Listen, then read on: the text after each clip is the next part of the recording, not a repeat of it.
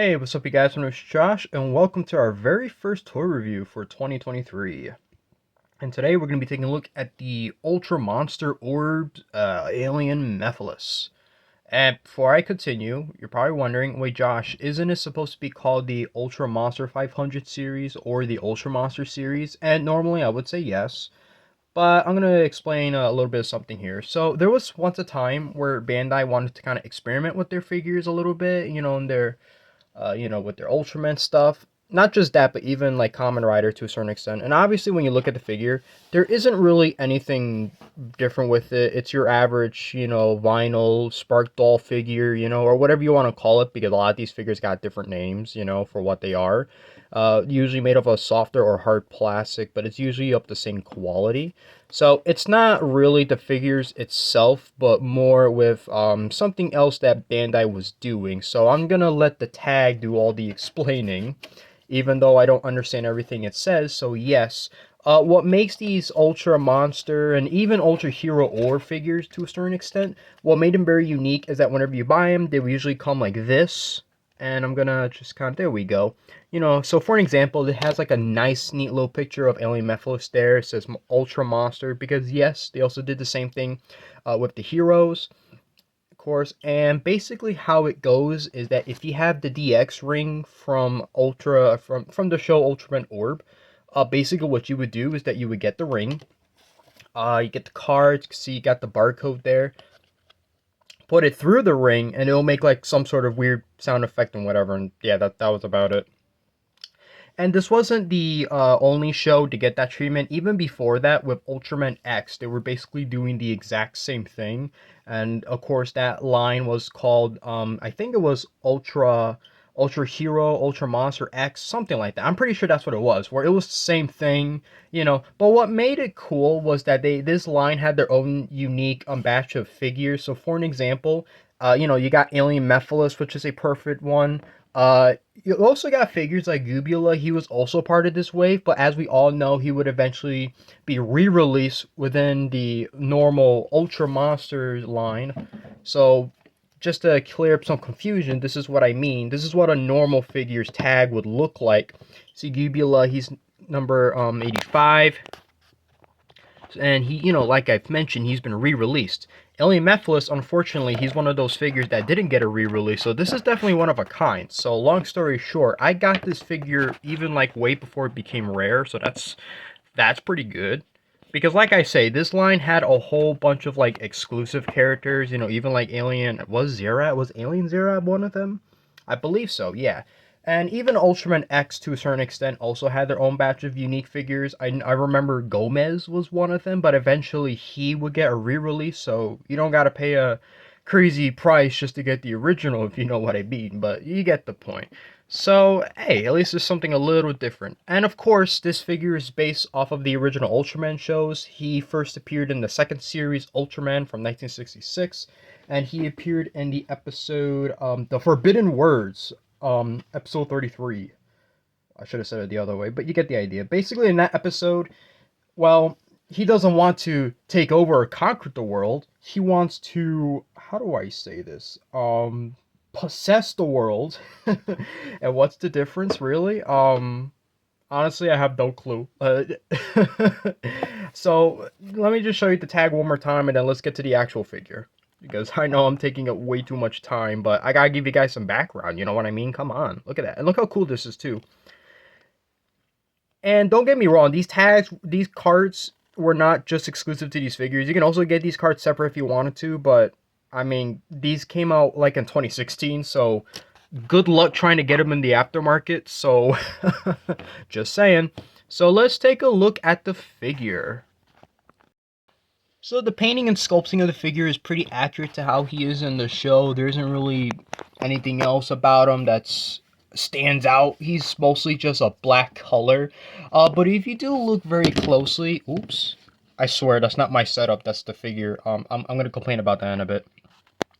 You can't really tell, but you can see a little bit now that the figure. You can see like the lines all over him, and it's like I think that's cool because it kind of gives that whole you know that this is a guy in a suit kind of vibe. He got like these weird kind of wrinkles, and obviously that's just the way he is. That's meant to be intentional, which is always a plus, at least for me, because not all these figures have to look exactly like a monster, but you know, it's pretty good either way. And then of course you got his face. He honestly, I don't even know that orange part, is that supposed to be his mouth? That's the other thing I should also point out too. If you watch the original show, his mouth is supposed to be yellow, not orange. But I would assume that maybe some incarnations of him, he probably has an orange mouth. You know, I'm not exactly sure. He is a reoccurring character because obviously he's an Ultraman orb. So you know, why wouldn't you?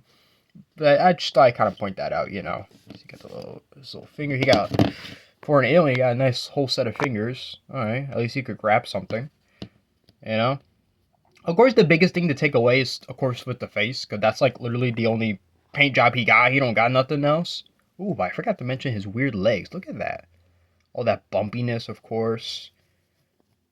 Give me some weird dinosaur vibes. I don't know why. Anyway. So, of course, his face is completely painted. You know, his ears of this nice little silver color. I like the eyes very much.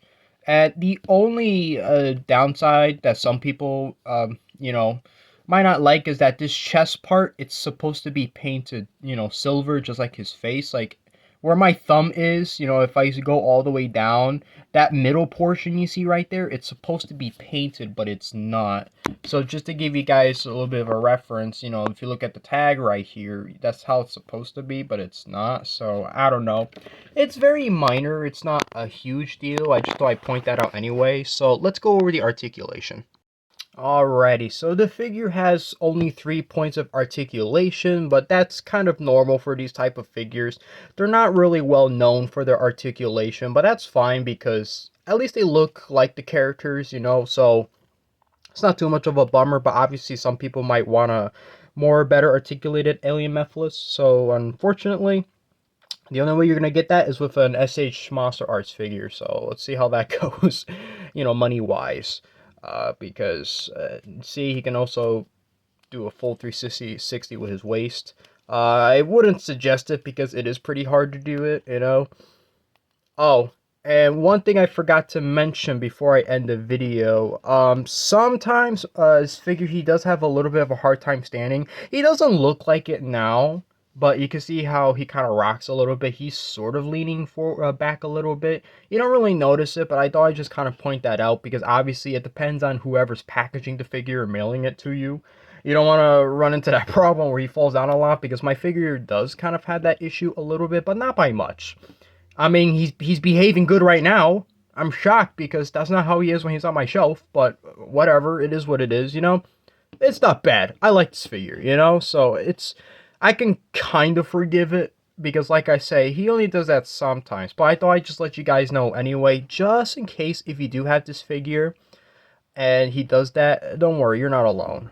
So, of course, I have to do a size comparison. So, like I mentioned, here's Gubula, of course, the big giant whale with a driller on the tip of his nose.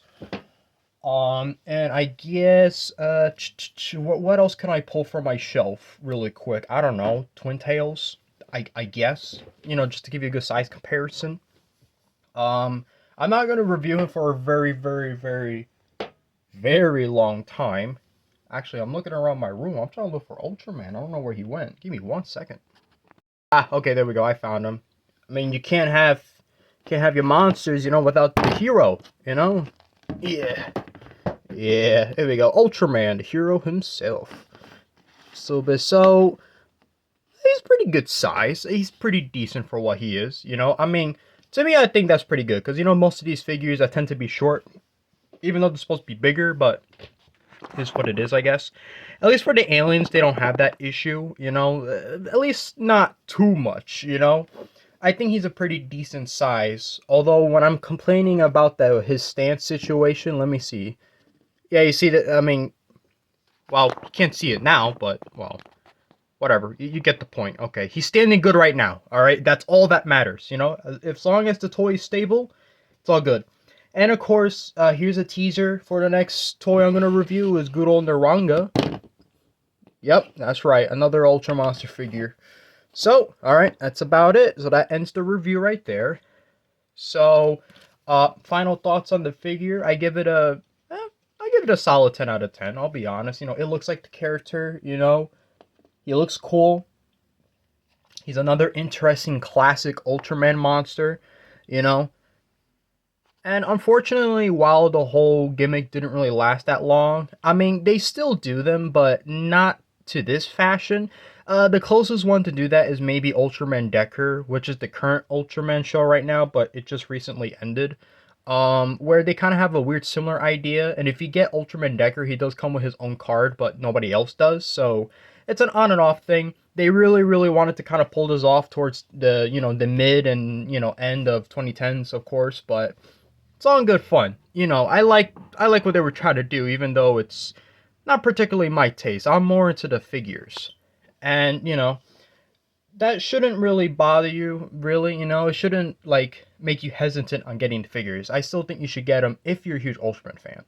So, well, besides that, I guess that's the end. Hope you guys enjoyed the toy review. I know this one was pretty long, but of course I have to go over how this toy works. I'm glad to be back doing just tour reviews, so after Niranga, I don't know who I'm gonna do next, probably another Ultraman figure, maybe, I'm not sure. I want to start doing Marvel Legends, but we'll see about that. So until then, hope you guys enjoyed the video. Leave a like and subscribe if you're not already. Dislike the video if you dislike it, that's about it. See ya.